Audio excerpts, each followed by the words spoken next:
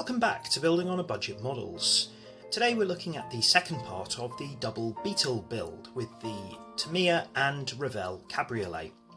Before we start, don't forget to like the video, comment, hit the subscribe button, and also remember that the bell button will keep you notified for future builds. Now, I'd used the Revell kit to convert the Tamiya to right-hand drive. There are decals for both kilometres and miles per hour in the Revell set, so I used the miles per hour one to go in the dash that I was installing in the Tamiya kit. I did the interior in semi-gloss black and used some super glue to fit some of these parts into place. These all went in very nicely. Now, when it came to fitting the Revell dash, adjustments needed to be made. So I cut away part of the Tamiya parts and smoothed it out with sandpaper in order to glue it in place. The rear section fits over the engine really nicely, and then I had to do some additional trimming to fit the dash into place.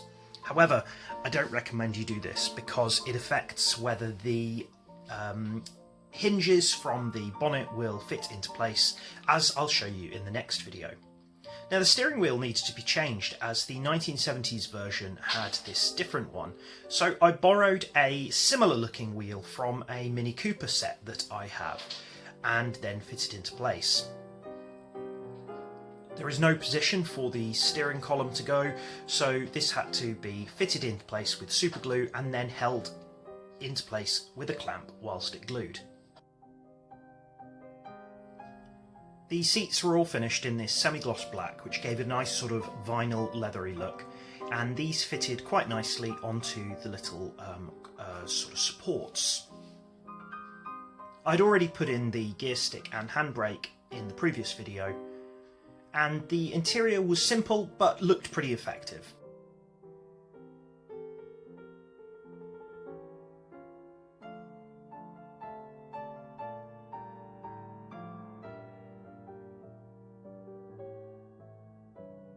There is a small pin to fit into a slot for the front section here.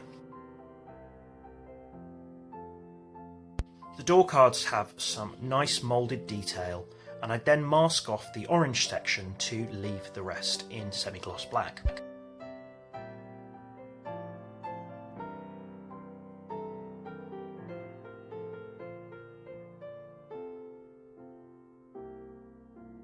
The car which I'm basing this on had a black interior. However, as it transpired later, most of these details you couldn't see through the windows. So if you wanted to really see these details, I'd use a lighter colour. These fitted really nicely into place and created a kind of interior tub. Now, some few extra engine parts could be added into place, which would have stopped the section fitting over the top of it previously. These include some of the tubes and air filters. If you choose to leave the hubcaps off, there is a very small difference between the nuts on the front and the rear wheels. You probably can't even see it here. Also, the tyres have a moulded Continental logo, which you want to have on the outside. The tyres are similar but slightly different to the ones from the Revell kit. The tread on the 60s versions are basically a straight line, whereas there is more of a groove in the 70s version. The tyres from the Revell version do fit over the Tamiya wheels, so if you wanted to make a change, you could. I chose not to. As you can see here, the Revell versions have a slightly fatter tyre, and there's no moulded tyre marking, unlike the Tamiya version. The hubcaps on the chrome tree are really nicely moulded, and as you say, you have the choice of whether to leave the steel wheels bare or to add the little hubcap. I added the hubcap as that fitted the design of the car I'm basing this on. If you give the wheels a slight sort of twist and gentle pressure to fit them on, especially at the front, because you don't want to break that steering mechanism. This does have a slight roll Obviously you could glue it into place instead. Now with the Revell version, the steel wheels and hubcaps are built in one piece, as you can see here, and it all looks a bit too flash. The instructions suggest you to use some matte aluminium around the edge, however I decided to go with this gloss white instead, as I felt it gave a nicer contrast.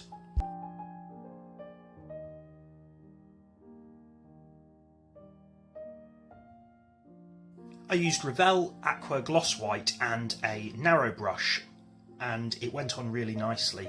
Also, because this is acrylic, any mistakes could simply be scratched off with a toothpick.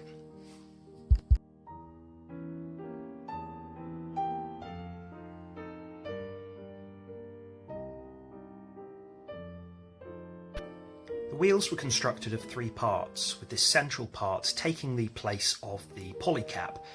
I then used a little bit of Gorilla Glue gel super glue around the outside.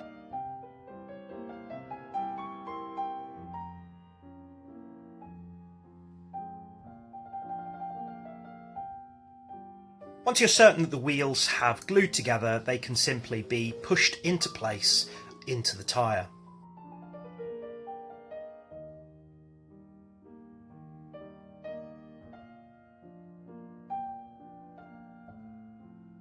Just like with the Tamiya wheels, a little bit of twisting and some very gentle pressure allows you to fit these wheels into place.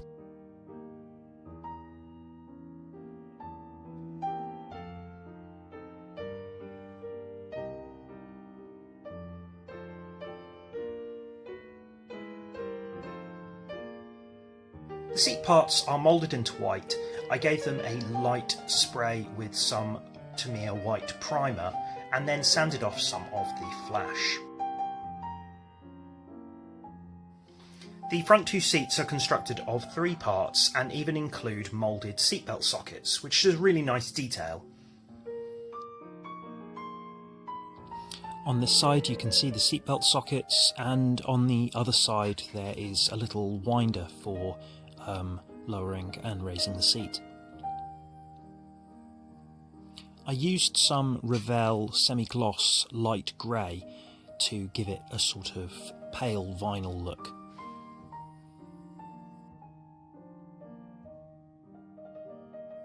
I then used a small brush to add some semi-gloss black to the seatbelt socket.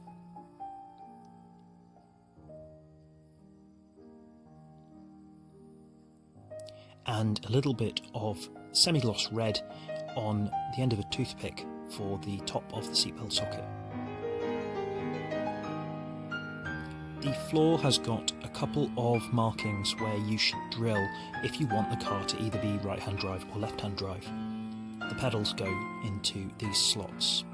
So one of the things I really like about these Revell models is that almost all of them give you the option for left-hand drive or right-hand drive. I found that some of the pins on here had a little bit of flash on, so needed trimming before they fit in. There are a couple of little sort of pockets near the gear stick, and they have this really nice wood texture decals that fit into place. They go in really nicely, and it's just, you know, such a little nice touch to add these kind of details to their kits. So well done, Revell. I managed to not break the gear stick this time, I'll be happy to note. And then the seats slot into place. Place it so that the seatbelt sockets are on the inside, not the outside of the seats.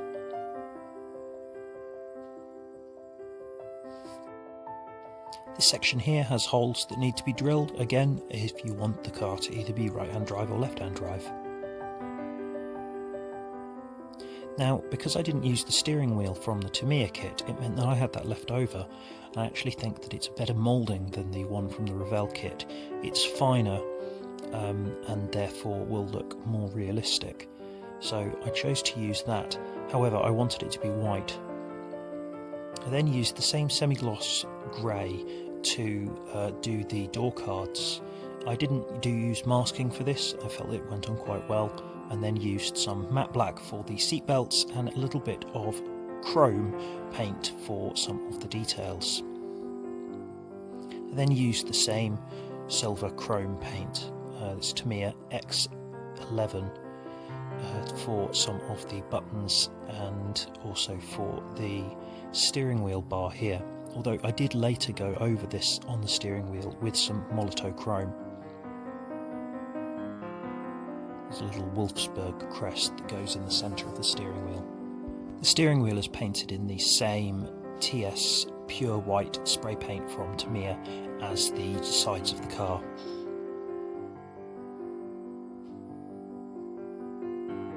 There are then some nice decals to go onto the dashboard, firstly starting with the dial for kilometres per hour.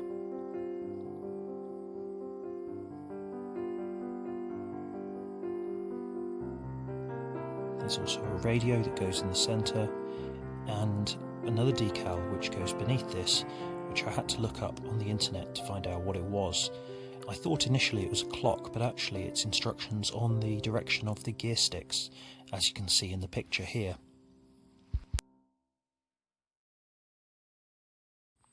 Another lovely little feature is that you can have the option of drilling a couple of extra holes and installing a flower pot. Now, these flower vases were a feature which was also replicated in the modern Beetle. There's a little decal that goes on there with a picture of a rose on it. I then used a little bit of Tamiya panel line accent and cotton bud to give a little bit of shading to the door cards. Just wanted to make them have a little bit more definition. I used super glue to fit most of these into place. The dash can be fitted into place, along with a little handle that I forgot to add earlier, once the door cards have been put in. Now it's mounted onto the body here. I haven't actually glued it onto the body yet.